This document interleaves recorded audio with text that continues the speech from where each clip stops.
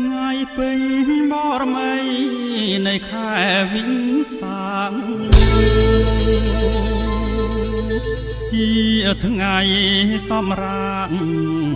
នៃជាតិខែមរា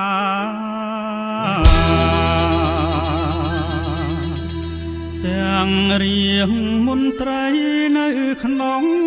រដ្ឋាត្រេកអរជ្រះថ្លានឹងគុណព្រះពុទ្ធជាម្ចាស់ថ្ងៃទ្រង់ប្រសោតចាក់ផ្ទៃមេត្តានឹងថ្ងៃសាសនាទ្រង់ឈ្នះបានត្រាស់នឹងថ្ងៃនិព្វានផុតជុំយ៉ាងច្បាស់អត់មានប្រែក្រឡាញ់ផ្លាំងកំណើតកើតស្លាប់ទៀតណា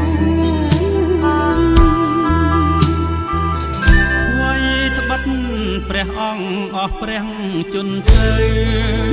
ព្រះធម៌គង់នៅប្រងសត្វលោកឲ្យស្បាយគុណមហាគុណមានភ្លេចមិនបានឡើយអស់អស់ខេមរាអើយអ្នកកុំខន្តាទាំងប្រុសទាំងស្រីខេមរាជាទីរាប់អានទាំងឡាយអើយគួរដឹងហើយទីវាវិសាលខបុនមីជាថ្ងៃសុខសួស្តីមានសេរីថ្ងៃវិសាខបូជា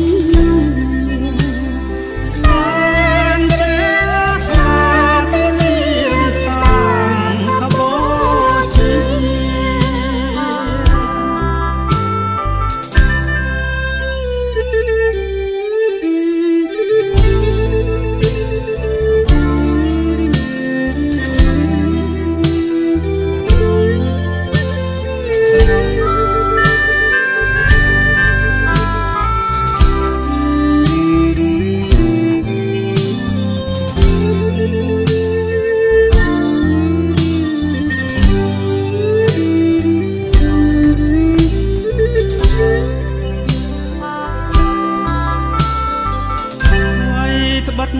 ព្រះអង្គអស់ព្រះជន្ត្រីព្រះធម៌គង់នៅប្រងសត្វលោកឲ្យស្បា